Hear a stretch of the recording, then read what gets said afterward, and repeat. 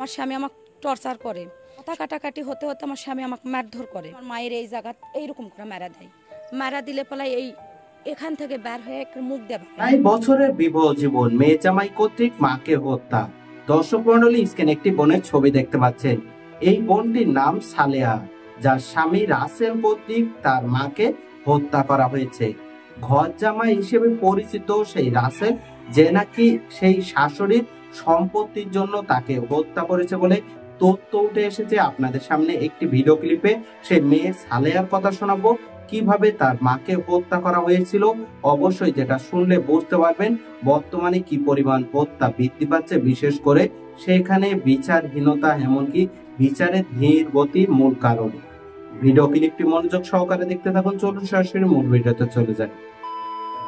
আসসালামু আলাইকুম, নতুন একটি ভিডিওতে স্বাগতম। আমি আসলে আপনি যদি আমার চ্যানেলে নতুন হয় তখন অবশ্যই চ্যানেলটি সাবস্ক্রাইব করে পাশে থাকা নোটিফিকেশন বেল আইকনটি অন করে দিবেন। ইতিপূর্বে চ্যানেলটি সাবস্ক্রাইব করে থাকলে আপনাদেরকে অসংখ্য অসংখ্য ধন্যবাদ।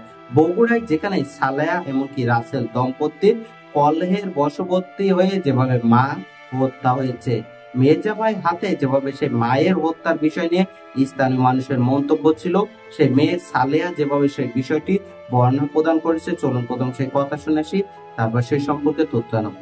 আমাকে বলিচ্ছে খাবার দাও, তো আমি কইছি অল্প না, দেরি করো, আমি তো অসুস্থ, রান্না করতে না সময় লাগবে। এই কথা বলার পর এই জমির কথা লিয়ে কথা খাটাখাটি করে দেওয়ার কথা, আমার 7 লাখ টাকার দরকার।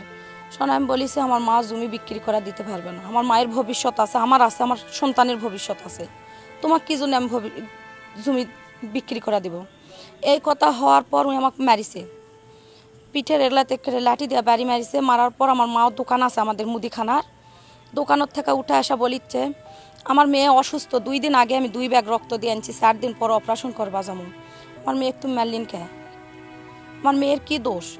করতে তোমার মেয়ের কোনো দোষ নেই, দোষ হচ্ছে তোমার, তুমি এই সম্পত্তি আমাকে বেচা দাও। এই কথা কাটাকাটি হতে আমি রান্না করিচ্ছি, ওই জায়গার থেকে একটা লোহার বেরি আসলো, প্যাতিল নামানা, ওই বেরি এক্ষে এইভাবে আমার মায়ের এই জায়গা ঢুকা দেয়। এই জায়গা ঢুকা দেওয়ার পরে এইটা এক্ষে একবারে মুখ দিয়ে বের হয়ে যায়। তারপর তো আমি শিখরা উঠেছি যে হাইরে আমার মা মরা গেল, আমার বাড়ির তো আর কেউ নেই, শুধু আমরাই, আমি, আমার মা আর আমার স্বামী।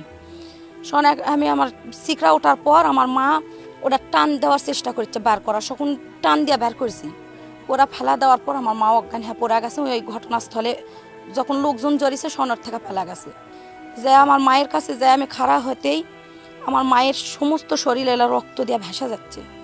তখন আমার মায়ের হাত ধরেছি আমি এইরকম করে ধরা, বলিচ্ছি মা কি হচ্ছে। আমার মা শুধু আমার মুখতে এইরকম করে হাত দেওয়া বলিচ্ছে সোনা তুমি ভালো থাকো, আর কিচ্ছু বলতে পারিনি। আমার মা সেনজিত করা পাঠা দিছে, আর আমি বাড়ির টাকা জোগাড় করতে যাচ্ছি, টাকা জোগাড় হয়ে গেছে, আমি এখন যাব। এই সময় খবর আছে আমার মা মারা গেছে। আমার শাশুড় শ্বশুরির সবাই আমার উপর অত্যাচার করে, আমার ননদ, আমার যা, আমার স্বামীর আমার জায়ের সাথে শারীরিক একটা সম্পর্ক আছে। এটা যখন আমি দেখেছি, এই কথা বলার জন্য করে আমার উপর বহুত অত্যাচার করেছে। আমার ভাসুর থাকে বাইরে, এই সুযোগে মুই তার সাথে শারীরিক সম্পর্ক করে। মাঝে মধ্যে আমার মা আমাকে ফোন দেওয়া কয়, যা বাবু তুমি একটু আসো, আমার বাড়িতে এরকম তোমার বোন ভগ্নবতী গন্ডগোল হয়।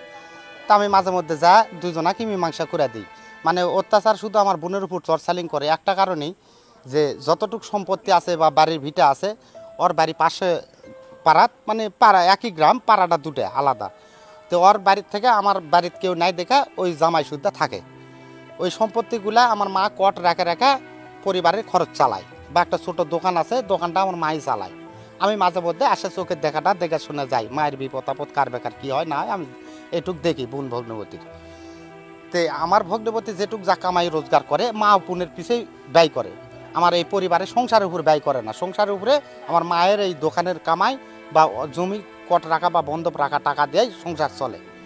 আর আমার বোনে মাঝে মধ্যে টর্চালি করে যে তোর মায় কয় সম্পত্তিটা বেচা আমাকে টাকা দিতে, আমি বাইরে যাব। এর আগে একবার গন্ডগোল লাগেছে যে আমাকে টাকা দাও, আমি ভ্যান কিনবো। তখন আমি আসে আমার বোনে করলাম যে ঠিক আছে, তুমি জমি কট রাখা টাকা দাও, দিয়ে একটা অটো ভ্যান কিনে দাও, পরিবারটা ভালোভাবে চলবে। তখন 65,000 টাকা দেয়, জমি কট রাখে টাকা নিয়ে আসে দিছে, দিয়া ভ্যান কিনা সে ভ্যানটা 2 মাসও চালায়নি। ভ্যান চালানোর ভয়ে ভ্যানটা বিক্রি করে দিছে, দিয়া অর্ধেক টাকা ওই নিজের অপচয় ব্যয় করেছে, আর অর্ধেক টাকা ওর বাপ মায়ের পিছিয়ে ব্যয় করেছে, আমার সংসারে কোনো ব্যয় বয় করেনি। তখন আমার মা কয় যে বাবা তোমাকে এত টাকা দিলাম, তুমি আবার সম্পত্তি বেচে আমাকে টাকা চাচ্ছ, তো আমার এই মেয়ের বা আমার ছেলের বা আমার লাতির এর তো ভবিষ্যৎ আছে, তোমাকে তো খাওয়া পড়া বা সংসারের খরচা পাতে তোমার দেওয়া লাগে না। হ্যাঁ, তাহলে তুমি আবার এরকম অত্যাচার করছো কা? তো আজকে যে ঘটনা ঘটেছে এটা আমি জানি না, আমার বোন আমাকে ফোন দেওয়া বলেছে যে ভাই আমাকে মারিচ্ছে, তো তুমি একটু আসো। তা আমি ঠিক আছে আমি আসিচ্ছি। এই 1 ঘন্টা পরে করছে যে ভাই আমাকে মারিছে, আমার মা বাধা দিবে গেছে, তার ক্ষেত্রে চুলার পাট থেকে বেরিয়ে আমার মায়ের ললির মধ্যে দিয়ে দিছে, ভাই মা মারা গেছে। যে জামাই তাকে গ্রেপ্তারের জন্য আমাদের টিম বাইরে কাজ করছে, অভিযান অব্যাহত আছে। আর লাশের সুরতহাল করা হয়েছে। আমার মায়ের সঙ্গে আর আমার সঙ্গে আমার স্বামীর জমি লিয়া বহুত দিন যাবৎ কেসাল গন্ডগোল। আমার স্বামী আমাকে টর্চার করে, কারণ আমার মা জমি কট রেখা টাকা দিছে 65,000, তারপরেও আর আকাঙ্ক্ষা মিটেনি। জমি বিক্রি করতে বলে দেখে আমরা বিক্রি করিনি, এমনকি আমার মাও বলেছে আমি বিক্রি করবো না, আমাদের ভবিষ্যৎ আছে। আজকে এটা নিয়ে মানে ঘটনায় কথা কাটাকাটি হতে হতে আমার স্বামী আমাকে মারধর করে। মারধর করার সময় আমি অসুস্থ, আমার মা বাইরে হিনে আসা এরকম করে আটকা বলিচ্ছে যে আমার মেয়েকে মারিচ্ছ খায়, আমার মেয়ের কি দোষ? 4 দিন পর আমার মেয়েকে অপারেশন করবার লিয়ে যাবো, আমার মেয়েকে মারো না। এই কথা বলার কারণে কত তোমার মেয়ের কোনো দোষ নাই, দোষ হচ্ছে তোমার। আমি 7 লাখ টাকা চাই, তুমি আমাকে টাকা দিচ্ছি না দেখাই তো এত কিছু, তুমি আমাকে জমি বিক্রি করে দাও।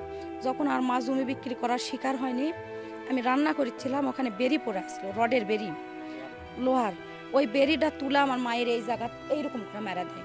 মারা দিলে পালাই এখান থেকে বের হয়ে মুখ দিয়ে ভাই ওই রডটা বার হলে তো আমি আর মাকে লিয়ে কান্দাকাটি করছি। তখন আমার স্বামী ঘটনাস্থল থেকে পালা চলা যায়, গেলে আমি আর আমার মা মিলে ওটা টানা বের করছি। করার পর আমার মা জ্ঞান হেরা পড়ে গেছে, আমার মায়ের রক্ত দিয়ে সারা শরীর ভরা যাচ্ছে। যখন আমরা ডাক্তারের কাছে আমার মাকে লিয়ে যাচ্ছি, রাস্তার মাঝখানে আমার শাশুড়ি আমাকে ধরে আমাকে মারপিট করছে, বলিচ্ছে যে তোর মাওক তো আর ঘুরবা দিব না, তোর মায়ের লাশ আসবে, সাথে তোকে আজ মারা ফেলা দেব। এইরকম করে কথা বলার পর আমার মাওক দুপসেসিয়া সরকারি হাসপাতালত লিয়া যাওয়ার পর ওখানে জব দিছে, দেওয়ার পর বগুড়া লিয়া যেতে আমার মা রাস্তার মধ্যেই মারা গেছে। আর আমাকে মোটরসাইকেল আলা ওখান থেকে বেসা আমার মায়ের কাছে লিয়ে যাচ্ছে। আপনার সম্পূর্ণ ভিডিও ক্লিপ দেখলেন, পারিবারিক কলহ, এমনকি জমি নিয়ে বিরোধ, বিভিন্নভাবে সেই জমি বিক্রির জন্য মেয়ে জামাই সেই রাসেল যেভাবে বিভিন্ন সময় চাপ প্রয়োগ করে, এক পর্যায়ে সেই সালের সাথে বিরোধ বাঁধলে সেখানে মা সেই বিষয়টি নিষ্পত্তিতে এগিয়ে আসলে সেই মাকে হত্যা করে মেয়ে জামাই। অবশ্যই সেই রাসেলের উপযুক্ত শাস্তির আওতায় অবশ্যই বাংলাদেশের সর্বোচ্চ শাস্তি তাকে জন্য দেয়া হয়, অবশ্যই সেই দাবি জানাই। সেই সম্পর্কে আপনাদের তথ্য মন্তব্য কমেন্ট বক্সে জানাবেন। সকলে সচেতন থাকবেন। পরবর্তী আপডেট নিউজ পাওয়ার জন্য আমাদের চ্যানেলটি সাবস্ক্রাইব করে রাখবেন। সকলে পরিবার নিয়ে ভালো থাকবেন, সুস্থ থাকবেন, সচেতনভাবে জীবনযাপন করবেন। আল্লাহ হাফেজ।